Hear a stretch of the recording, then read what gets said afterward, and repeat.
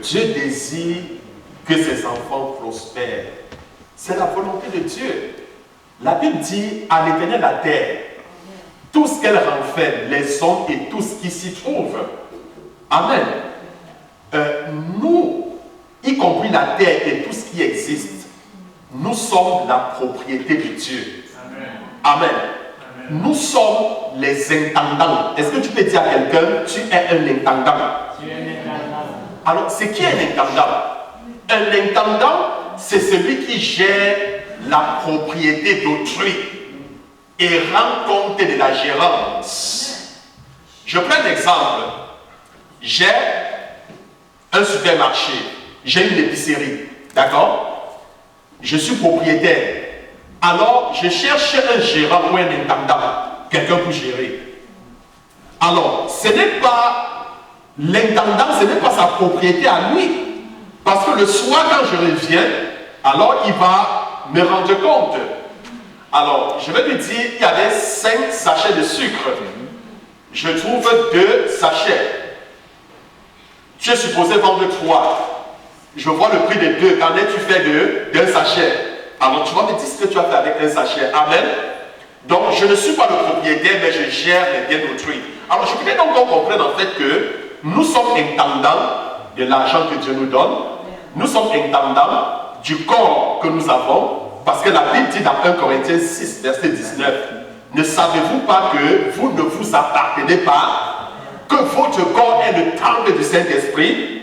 Nous sommes intendants du souffle que nous avons.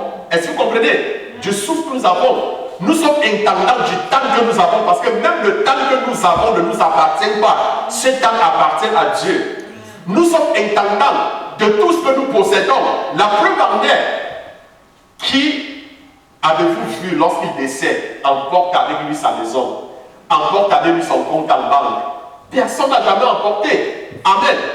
Donc, bien aimé, je voudrais tout simplement vous montrer d'abord quelques références dans l'Ancien Testament qui montrent comment Dieu fait prospérer ses enfants. La volonté de Dieu, le désir de Dieu de faire prospérer ses enfants. Regardons d'abord Abraham. Abraham, dans Genèse chapitre 13, le verset 2, la Bible dit quoi? La Bible dit, Abraham était très riche en troupeaux, en argent et en or. Abraham était très riche en quoi? En troupeaux, en argent et en or. Dieu avait rendu Abraham tellement prospère. La Bible dit qu'il était tellement riche en troupeaux. Il avait tellement de troupeaux. Il avait de l'argent. Il avait tellement d'or. C'est ce que la Bible dit. Amen. Je voudrais qu'on parle un peu d'Isaac. On va voir comme ça quelques cas, juste à dire pour nous faire comprendre que c'est la volonté de Dieu de nous rendre prospères.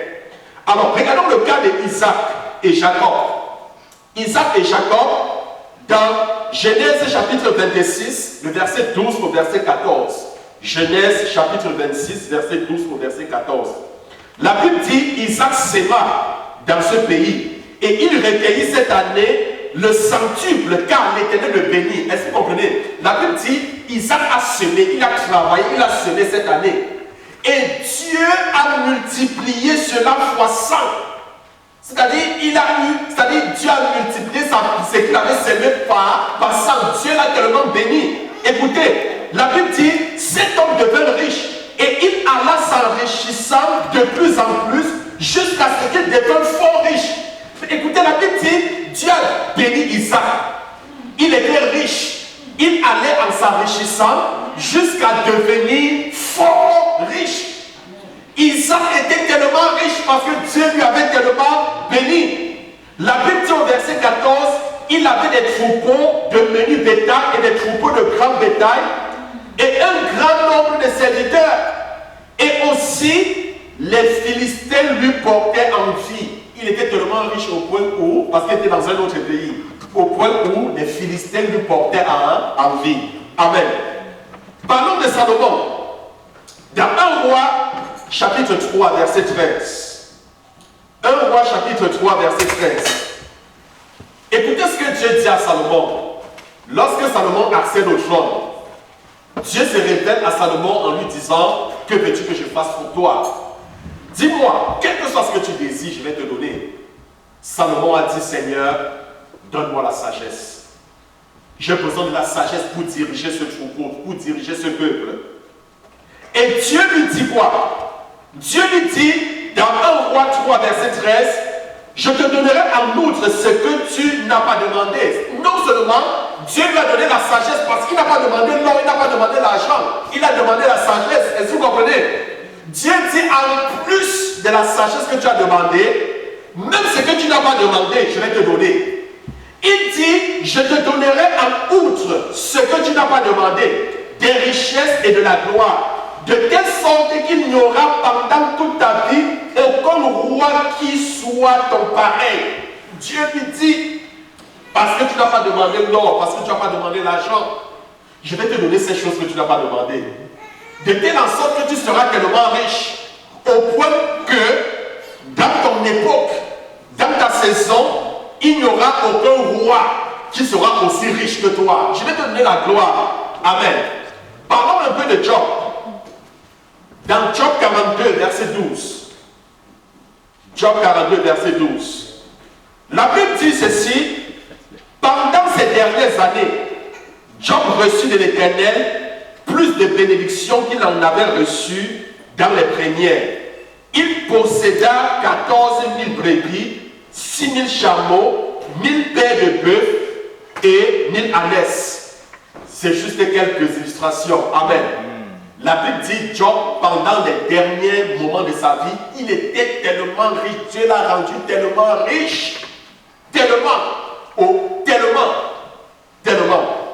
Je voudrais qu'on regarde rapidement quelques références dans le Nouveau Testament pour qu'on comprenne que c'est la volonté de Dieu depuis l'Ancien Testament, même dans le Nouveau Testament et même aujourd'hui de nous bénir. Amen.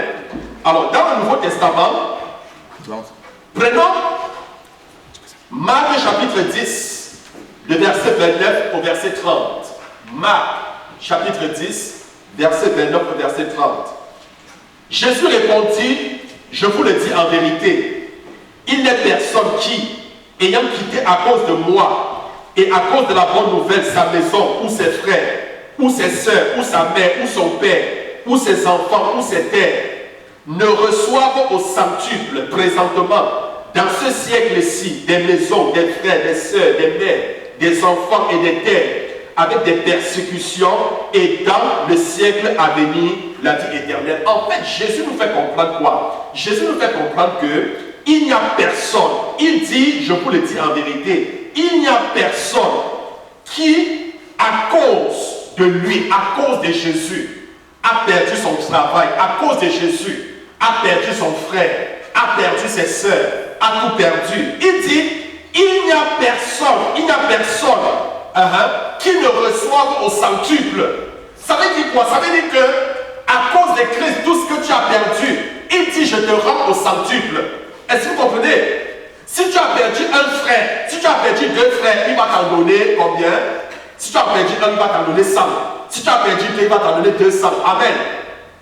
Tout ce que tu as perdu, il te rend non seulement au centuple dans le siècle présent et la vie éternelle, dans le siècle à venir, la vie éternelle. Donc Dieu nous montre sa volonté de nous bénir lorsque nous sommes en lui. Amen. Tout ce que nous traversons à cause de lui, tout ce que nous perdons à cause de lui. Je voudrais prendre l'exemple de Paul.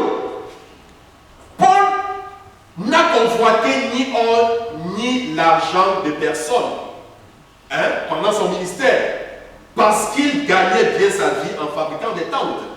Paul fabriquait des tentes. Dieu l'avait vraiment béni. Nous pouvons voir dans Actes des Apôtres chapitre 20, verset 32 au verset 35.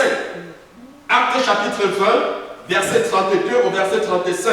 Et maintenant, je vous recommande à Dieu et à la parole de sa grâce, à celui qui peut édifier et donner l'héritage avec tous les sanctifiés.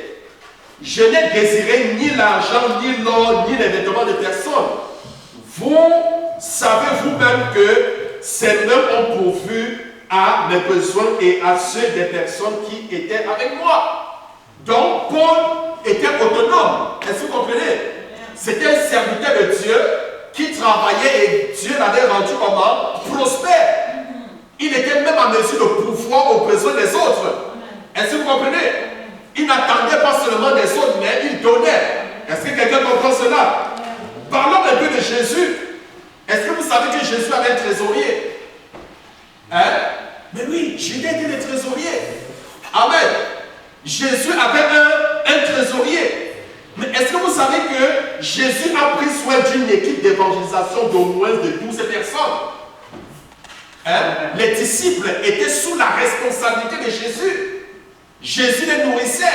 Jésus prenait soin d'eux. Jésus s'est rassuré qu'ils soient vêtus, qu'ils soient nourris, qu'ils soient en bonne santé.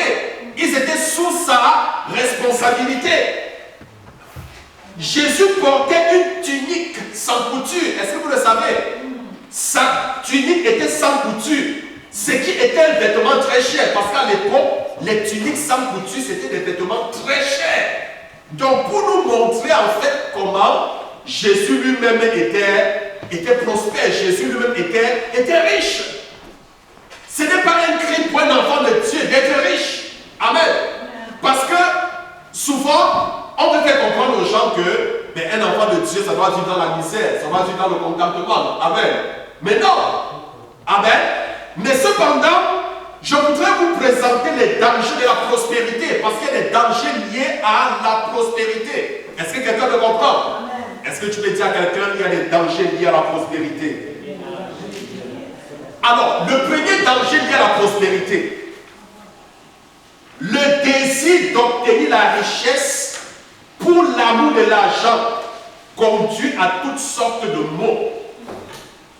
Le désir d'obtenir la richesse pour l'amour de l'argent conduit à toutes sortes de maux. L'amour de l'argent conduit à quoi? À toutes sortes de maux. Les maux, les guerres que nous avons aujourd'hui dans le monde, c'est à cause de quoi?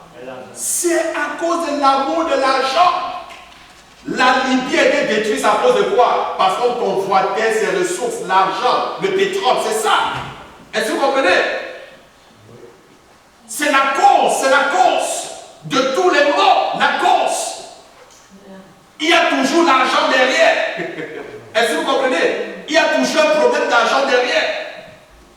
Le monde est sans dessus-dessous à cause de quoi? À cause de l'amour de l'argent.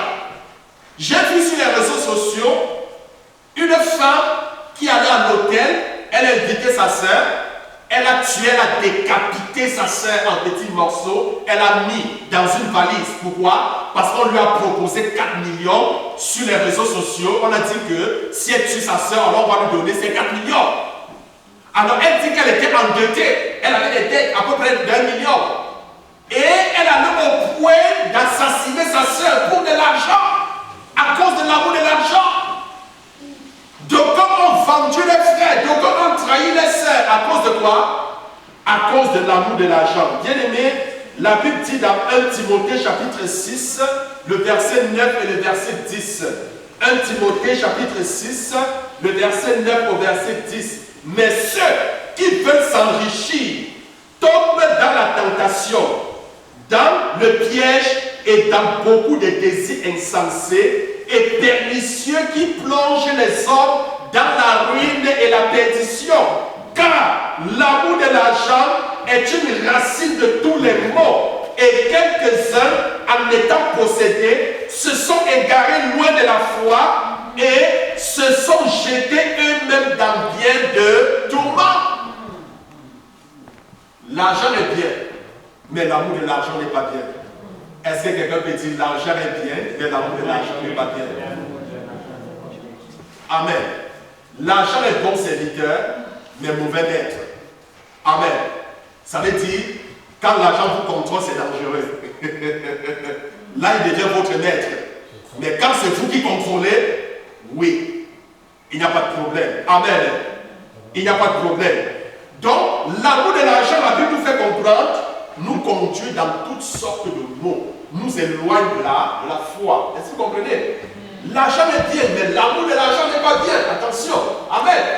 Tu peux chercher à avoir de l'argent, pas parce que tu aimes, mais parce que tu as le besoin. Amen. Gloire à Dieu.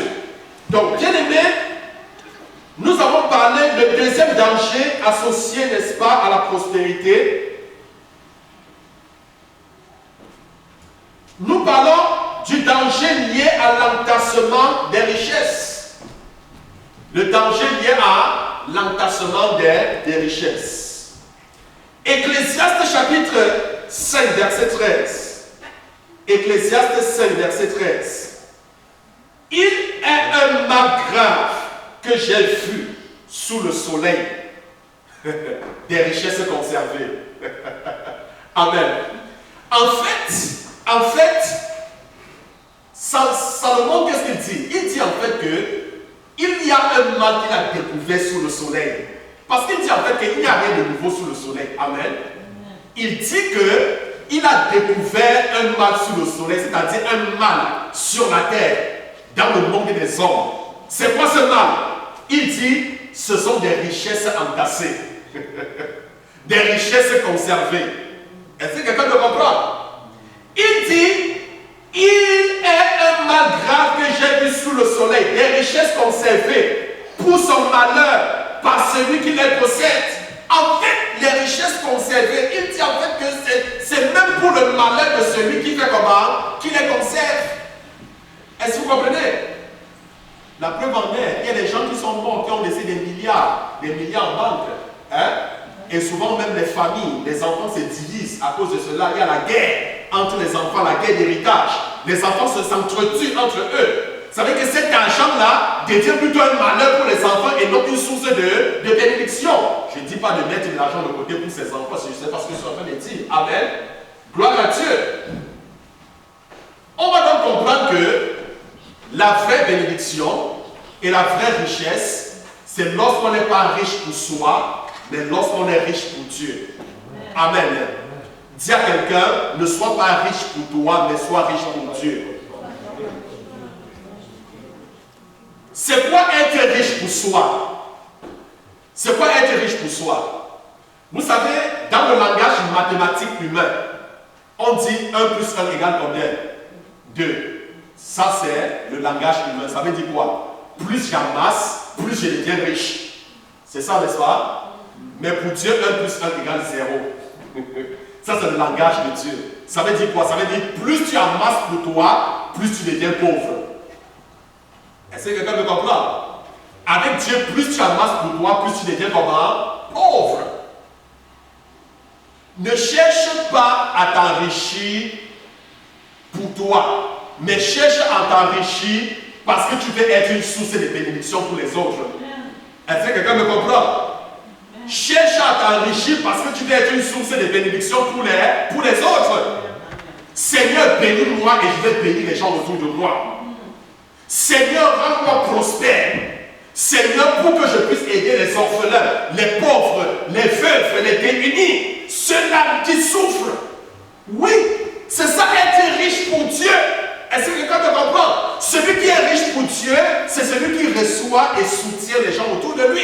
C'est celui-là qui aide celui qui donne à manger à celui qui n'en a pas. C'est celui-là qui donne, n'est-ce pas, à boire à celui qui n'a pas. Celui qui est riche pour Dieu, c'est celui qui soutient les orphelins, les veuves. D'ailleurs, la Bible dit quoi? La Bible dit, la véritable religion consiste à aider les orphelins, les veuves, les démunis. C'est ça la véritable religion. La Bible dit, mais comment est-ce que on peut prétendre aimer Dieu qu'on ne voit pas? L'amour de Dieu, c'est quoi? Je vous pose la question. Qu'est-ce qui prouve que moi j'aime Dieu?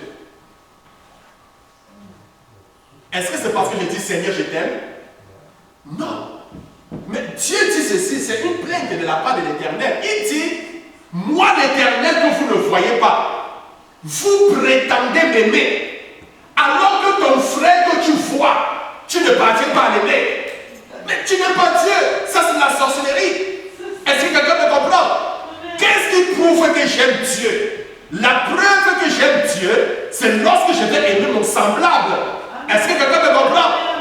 Parce que tu ne feras jamais Dieu pour lui donner à manger. Ce jour, il dira, j'avais faim, tu ne vas pas donné à manger. J'avais soif, tu ne m'as pas donné à boire. J'étais en prison, tu ne m'as pas rendu visite. Et la Bible déclare, plusieurs diront, Seigneur, Seigneur, dis-moi quand tu eus faim, je ne t'ai pas donné à manger. Dis-moi quand tu eus soif, je ne t'ai pas donné à boire.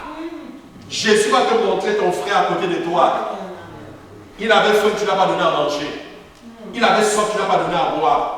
Et Jésus dit, chaque fois que vous faites cela à l'un de ces petits, vous le faites à moi. Tu ne verras jamais Dieu pour le donner à manger, tu ne verras jamais Dieu pour le donner à boire. Mais chaque fois que tu le fais à ton semblable, tu le fais à qui? À Dieu. Tu le fais à Dieu. Est-ce que quelqu'un me comprend ce matin? Gloire à Dieu. Donc, bien aimé, plus tu amasses pour ton compte, plus tu deviens pauvre aux yeux de Dieu. Plus tu deviens pauvre. Il y a des gens qui ont amassé, qui ont des milliards, alors que les gens souffrent autour d'eux, alors qu'ils peuvent faire des choses pour l'avancement du royaume. Ils ne font rien. Ils mettent l'argent dans la banque, souvent les banques confisquent. Amen. Souvent les fonds sont gelés. Mais à quoi ça t'a servi? Tu as passé toute ta vie à amasser quand tu fais de cela.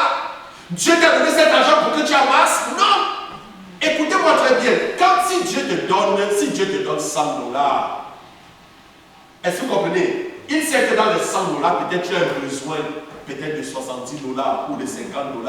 Amen. Et à côté de toi, il sait que les gens qui ont d'autres besoins, c'est pour que tu les aides. Amen. C'est ça le secret de la prospérité. C'est ça le secret, c'est ça être riche. Être riche pour Dieu. Être riche pour Dieu. Mais aujourd'hui, on dit, l'argent, c'est le nerf de la guerre. Amen.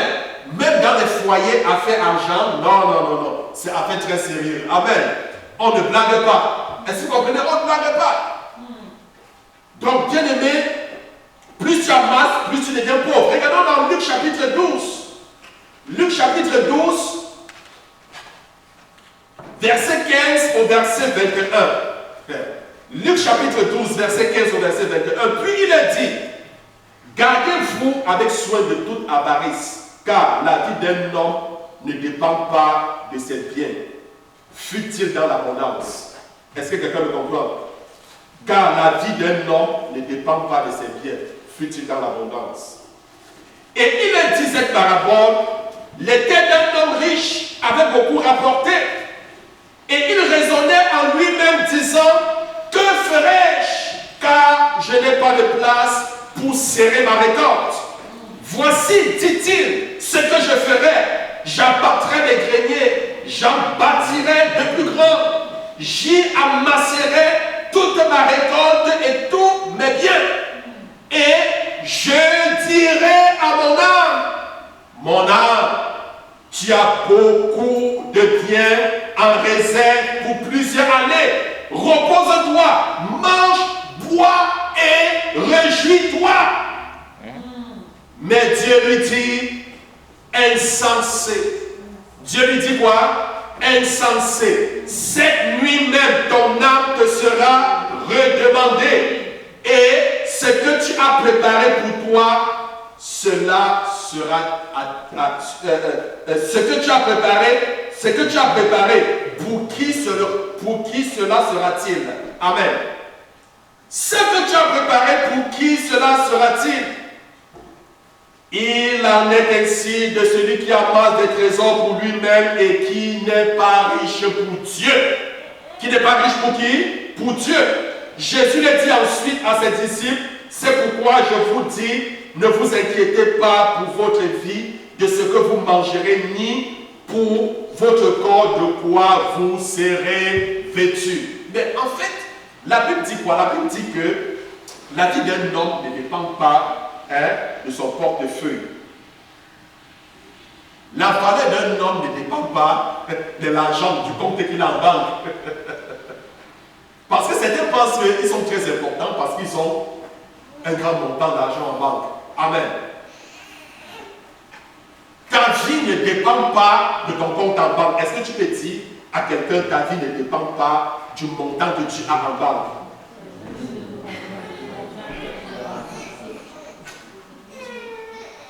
Amen. Dis encore que ta vie ne dépend pas de tes biens. Amen. Que tu sois dans l'abondance ou pas, ta vie ne dépend pas de ce que tu as. Est-ce que quelqu'un me comprend? Beaucoup pensent que leur vie dépend de ce qu'ils gagnent. Leur vie dépend de leurs revenus. Ta vie ne dépend pas de cela. Est-ce que quelqu'un me comprend? La Bible nous fait comprendre qu'il y a un homme qui a travaillé. Et cette année, Dieu l'a tellement béni au point où il a tellement récolté. Et les greniers étaient petits pour amasser, pour serrer toute sa récolte. Qu'est-ce qu'il a fait? Il a cassé les greniers. Il en a construit un grenier plus grand. Il a amassé toute sa récolte. Il s'est assis, regardez son attitude. Et il dit, mon âme, réjouis-toi. Parce que tu as de quoi manger pendant plusieurs années sans te troubler, sans te déranger. Tu as travaillé fort, maintenant repose-toi et réjouis-toi. La Bible dit insensé. Dieu lui dit insensé. Est-ce que quelqu'un peut dire insensé? Ben oui. Il n'a pas compris que Dieu lui avait donné de l'abondance cette année pour qu'il puisse davantage aider les gens autour de lui. Est-ce que vous comprenez? Peut-être il avait 1000 et Dieu est allé lui donner 10 000. Il n'a pas compris que c'était pour aider. Mais il a dit, mon âme ne travaille pas, réjouis-toi. Et Dieu lui dit, écoute, ce soir, je vais prendre ton âme. Ce soir, je vais enlever ton âme. En d'autres mots, tu vas mourir ce soir. Et cet argent que tu as laissé sera acquis. Et c'est ce que nous voyons aujourd'hui. Il y a des gens qui construisent des belles maisons, mais n'ont jamais habité. J'ai vu le témoignage d'un homme. J'ai vu, pas quelque chose que j'ai entendu. Il a construit un château, une maison tellement somptueuse, tellement belle. Lorsqu'on a fini la maison, le jour de l'inauguration qu'il devait entrer, il est mort. Il n'est jamais entré dans la maison qu'il a bâtie. Est-ce que quelqu'un me comprend? Il y a des gens qui ont amassé des milliards, il y a des gens qui ont volé des milliards, mais qui ont laissé cet argent en banque. Amen. Ça ne leur a rien servi. Bien-aimés, nous devons être riches pour Dieu. Être riche pour Dieu, c'est avoir pour aider les gens autour de nous. Ça, ne l'oubliez jamais. C'est ça, être riche pour Dieu. Ainsi donc, le Seigneur nous demande de ne pas nous inquiéter. Il nous demande de ne pas nous inquiéter de ce que nous allons manger, de ce que nous allons nous revêtir. Parce que, voyez-vous, si Dieu prend soin des oiseaux du ciel, qui ne travaillent pas, amen, mais Dieu se rassure qu'ils mangent. Dieu leur trouve un toit. À plus forte raison, nous, les hommes, que Dieu a fait à son image et selon sa ressemblance. Ne fera-t-il pas mieux? Bien-aimé, ne l'oublions pas. Ta valeur, ta vie ne dépend pas de ce que tu as, ne dépend pas de tes biens. Amen. Ça ne dépend pas de tes biens. Bien-aimé, mesurer sa valeur par rapport aux possessions matérielles, c'est appliquer un faux standard à la vie.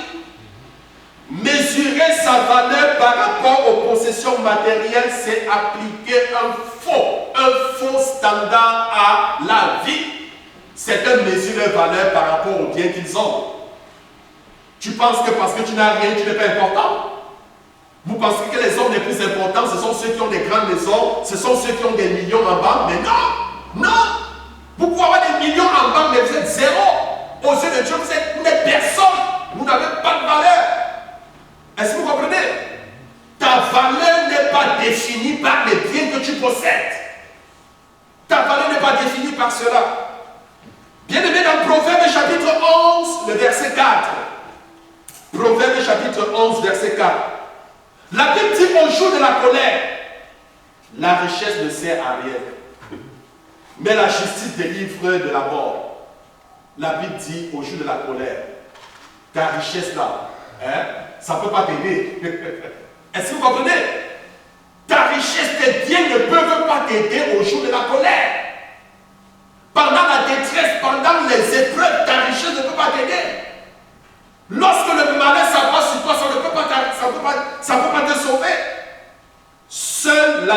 délivre. Gloire à Dieu. Bien-aimé, un autre élément, n'est-ce pas, un autre danger lié à la richesse. La richesse peut conduire à l'orgueil et fait en sorte qu'on oublie le Seigneur. Est-ce que tu peux dire à quelqu'un, la richesse peut conduire à l'orgueil et fait à ce qu'on oublie le Seigneur? Oui. Et c'est quoi la conséquence? C'est la destruction. Parce qu'il y a certaines personnes, ils sont arrivés à un point où ils sont riches, tellement riches, où ils oublient le Seigneur. C'est-à-dire quand ils se lèvent, il n'a pas de souci, il ne réfléchit pas, je vais manger quoi? Parce que quand il ouvre son réfrigérateur, c'est plein, il y a les collations, il y a plein de choses. Hein? Il ne prie même plus, il ne pense même plus à Dieu. Est-ce que vous comprenez? Pour lui, il vient un paradis sur terre. Pour lui, il va te dire, pourquoi devrais-je prier? J'ai à manger, je suis bien. Est-ce que vous comprenez? Il oublie Dieu. Pourquoi? Parce qu'il mène une vie paisible. Est-ce que vous comprenez? Parce que la richesse a créé en lui l'orgueil au point où il oublie le Seigneur. Et c'est ce qui se passe dans notre société aujourd'hui. Amen. Vous savez, souvent, la souffrance nous porte à chercher Dieu. Quand tu souffres, tu cherches Dieu, tu cherches Dieu. Mais quand tu es bien, quand tu vis bien, quand tu manges bien, quand tu es en bonne santé, tu oublies le Seigneur. Et là, c'est un danger. Est-ce que quelqu'un me comprend? Regardons dans Deutéronome chapitre 8, le verset 11 au verset 19. Deutéronome chapitre 8, verset 11 au verset 19. Écoutez donc la parole que l'Éternel adresse aux enfants d'Israël. Il dit, garde-toi d'oublier l'Éternel, ton Dieu, au point de ne pas observer ses commandements, ses ordonnances et ses lois que je te prescris aujourd'hui. Lorsque tu mangeras et te rassasieras, lorsque tu bâtiras et habiteras de belles maisons, lorsque tu verras multiplier ton gros et ton menu bétail, s'augmenter ton argent et ton or, et s'accroître tout ce qui est à toi, prends garde que ton cœur ne s'enfle pas et que tu n'oublies pas l'Éternel ton Dieu qui t'a fait sortir du pays d'Égypte, de la maison de la servitude. Bien-aimés, il y a des gens, lorsque Dieu les a bénis, ils sont dans des belles maisons, belles voitures, ils mangent bien, alors ils oublient carrément que c'est Dieu qui les a bénis. Ils oublient carrément, ils oublient que c'est la bénédiction de Dieu. Ils oublient que la Bible dit un homme ne peut recevoir que ce qui lui a été donné du ciel. Souvent, il va taper la poitrine et s'enorgueillir et dire, si je suis ce que je suis aujourd'hui, c'est parce que j'ai travaillé fort. Il y en a qui ont travaillé plus fort que toi. Ils n'ont pas eu les 1 dixième de ce que tu as, Ils n'ont pas eu le 1 centième de ce que tu as. Il y a des gens qui travaillent plus fort, mais ils n'ont pas ce que tu as. La Bible dit c'est la bénédiction de l'Éternel qui enrichit. Il ne l'a fait suivre d'aucun chagrin. La Bible dit si l'Éternel bénit, celui qui bénit, bénit en vain. Il prévient les enfants d'Israël, il nous prévient et il dit, lorsque tu mangeras et te rassasieras, lorsque tu boiras et habiteras de belles maisons, lorsque tu verras multiplier ton gros et ton menu bétail s'augmenter, ton argent et ton or, lorsque ton compte va augmenter, lorsque tu auras de plus en plus d'argent et plus en plus d'or, lorsque tu vas voir ces choses s'accroître, il dit, prends garde que ton cœur ne s'enfle pas et que tu n'oublies l'Éternel ton Dieu qui t'a fait sortir du pays d'Égypte, de la maison de la servitude, qui t'a fait marcher dans un grand et affreux désert où il y a des serpents brûlants et des scorpions, dans les lieux arides et sans eau, et qui a fait jaillir pour toi de l'eau du rocher le plus dur, qui a fait manger dans le désert la manne inconnue à tes pères afin de t'humilier et de te prouver pour te faire ensuite du bien. Garde-toi de dire en ton cœur, ma force et la puissance de ma main m'ont acquis ces richesses. Et c'est ce que les gens disent au verset 17, que c'est ma force, c'est la puissance de ma main qui m'ont acquis ces richesses. C'est parce que j'ai beaucoup travaillé que je mérite ce que j'ai. Tu ne mérites pas. Amen. Tu ne mérites pas. C'est la grâce de Dieu. Tu ne mérites pas. Est-ce que quelqu'un me comprend? La Bible dit, garde-toi de dire que c'est ta force, que c'est parce que tu as travaillé fort pour avoir ces choses. Est-ce que quelqu'un me comprend ce matin? Souviens-toi de l'Éternel ton Dieu au verset 18, car c'est lui qui te donnera de la force pour les acquérir, afin de confirmer, comme il le fait aujourd'hui, son alliance qu'il a jurée à tes pères. En fait, la force que tu as pour aller travailler, c'est Dieu qui te donne cette force. C'est Dieu qui te donne cette énergie. Est-ce que quelqu'un me comprend? C'est Dieu qui te donne cette énergie. Parce que s'il ne te donnait pas cette énergie, tu n'aurais pas travaillé et acquis ces choses-là. C'est l'Éternel qui te donne ces choses. Si tu oublies, ça c'est le verset 19, si tu oublies l'Éternel ton Dieu, et que tu ailles après d'autres dieux, si tu les sers et te prosternes devant eux, je vous déclare formellement aujourd'hui que vous périrez. Amen. Vous périrez. Donc quand tu abandonnes le Seigneur, souvent certains même abandonnent au point même d'adorer d'autres dieux. Est-ce que vous comprenez? Oui. Certains, parce qu'ils sont tellement bien, ils disent, ah, je ne crois pas en Dieu. Avec la science, on a tout ce qu'on a besoin aujourd'hui. Attention, Dieu a donné la sagesse, Dieu a donné la science. Il n'a pas donné pour que vous l'oubliez. Faites très attention. Vous prenez la science, vous le remplacez par Dieu. Dieu va se fâcher. Amen. Parce qu'il ne vous a pas donné ces choses pour que vous l'oubliez. C'est pour que vous soyez bien portant, c'est pour que vous soyez à l'aise. Mais n'oubliez pas que c'est Dieu qui vous donne ces choses. N'oubliez pas. N'oubliez pas. Parce que lorsque nous le mettons de côté, c'est quoi? C'est la destruction. C'est la destruction. Aujourd'hui, quelqu'un va dire, je crois au scientisme, la croyance en la toute puissance de la science. Est-ce que la science est toute puissante? Non. La science a ses limites, on le sait. Amen. Mais Dieu n'a pas de limites. Il y a des choses que la science ne peut pas faire. La Bible dit que ce qui est impossible aux hommes est possible à Dieu. Amen. Alors, bien aimé, un autre point, le jeune homme riche aurait des possessions plus grandes en Dieu. Son argent le possédait au lieu que ce soit lui qui le possède. Amen. C'est une histoire dans Marc chapitre 10, verset 17 au verset 27.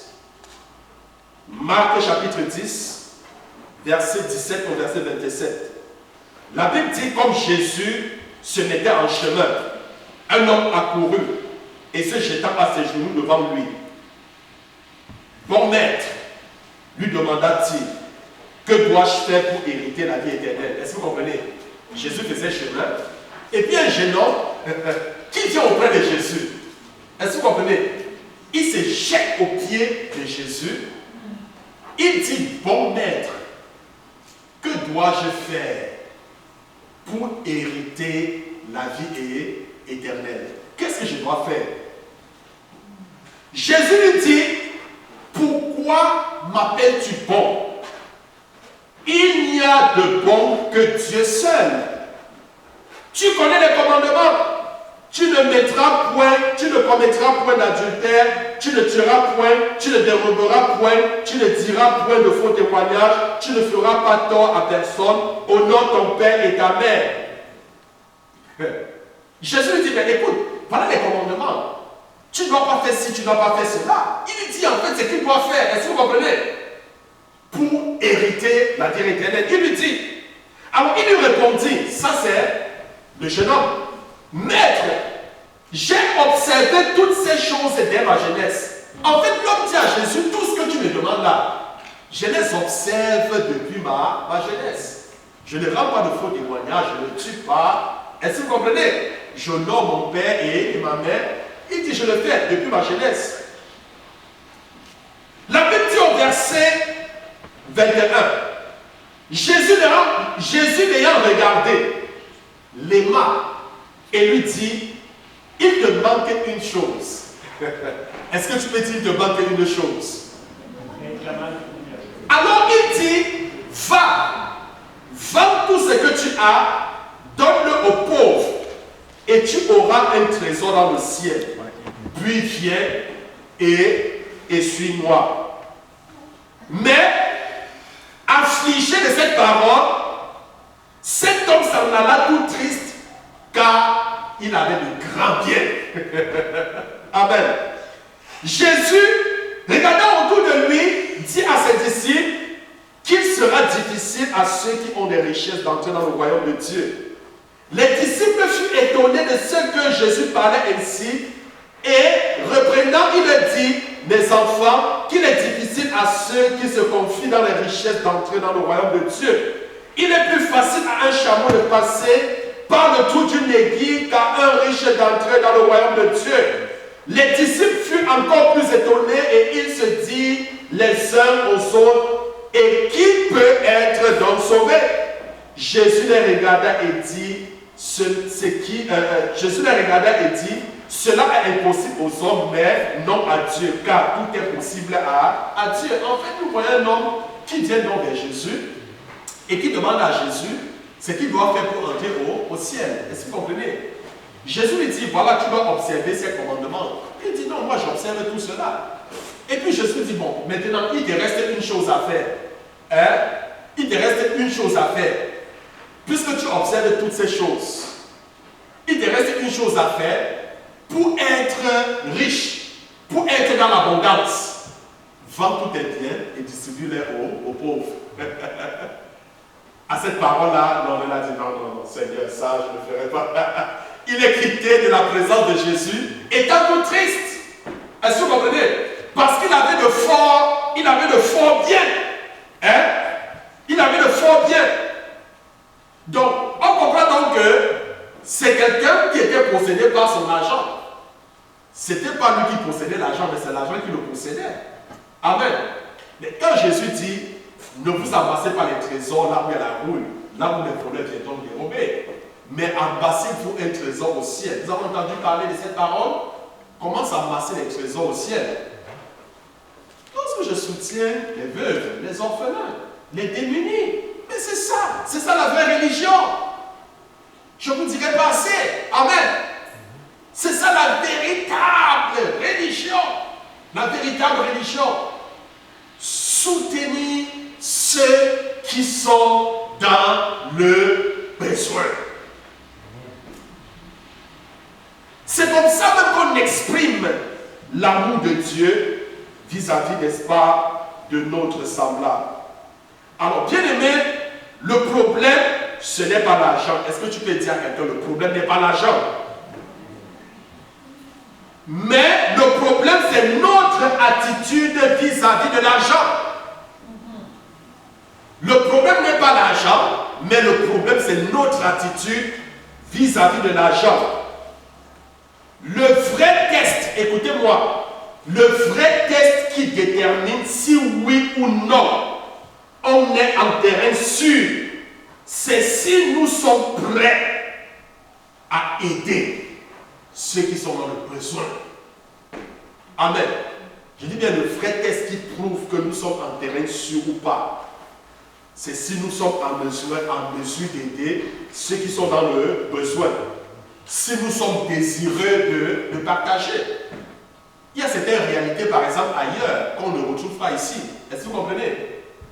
En Afrique, par exemple, récemment, à l'église, on a fait on a envoyé des dons, hein, pour aider les enfants à acheter des cahiers et des sacs.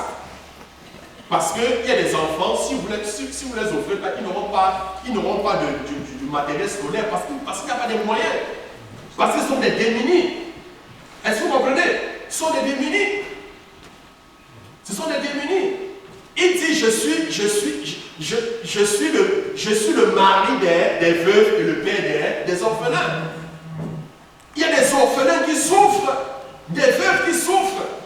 Et notre mission en tant qu'Église, en tant qu'enfant de Dieu, c'est de soutenir ces gens-là. Amen. Alors, bien aimé, en conclusion, la richesse dans la vie de toute personne dont le cœur n'est pas droit vis-à-vis de Dieu, c'est dangereux, c'est tout. Amen. C'est ça la conclusion. La richesse dans la vie de toute personne dont le cœur n'est pas droit vis-à-vis de Dieu est comment? Est dangereux. Bon, maintenant, quels sont les plans pour surmonter les dangers de la richesse? Quels sont les plans pour surmonter les dangers de la richesse? Je vais encore prendre 5 minutes juste pour finir, d'accord? Alors, les plans pour surmonter les dangers de la richesse. Alors, pour surmonter les dangers de la richesse, le premier plan, mettez votre affection dans les choses d'en haut et non sur celles qui sont sur la terre. Voilà la première chose. Mets ton affection dans les choses d'en haut et non sur les choses de la terre. Amen. Parce que plus vous vous affectionnez aux choses du monde, plus vous aimez les choses du monde. Est-ce que vous comprenez?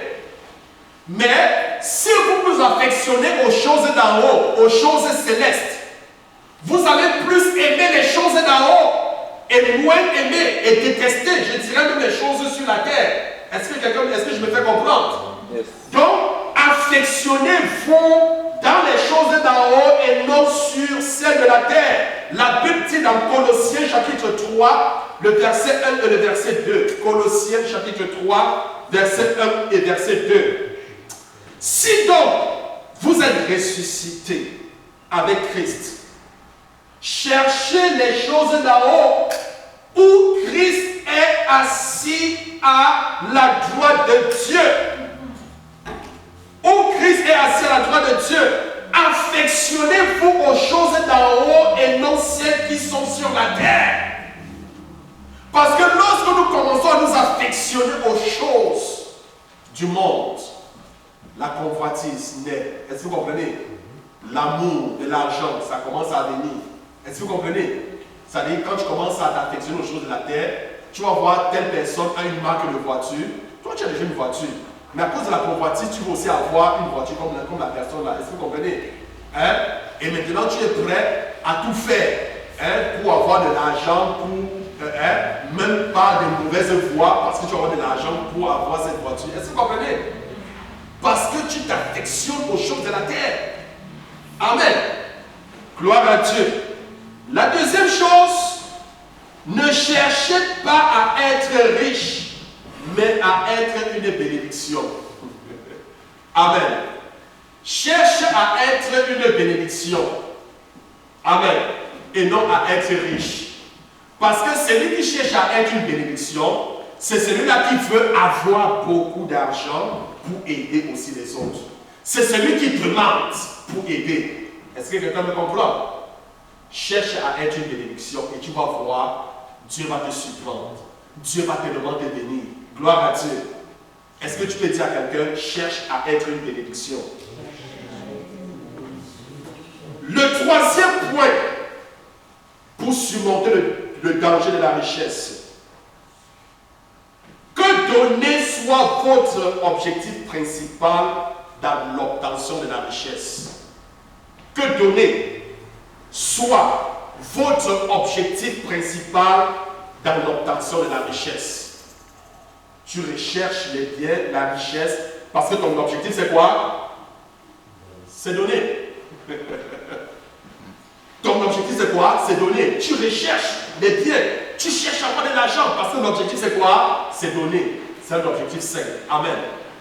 Mais si l'objectif c'est amasser pour soi,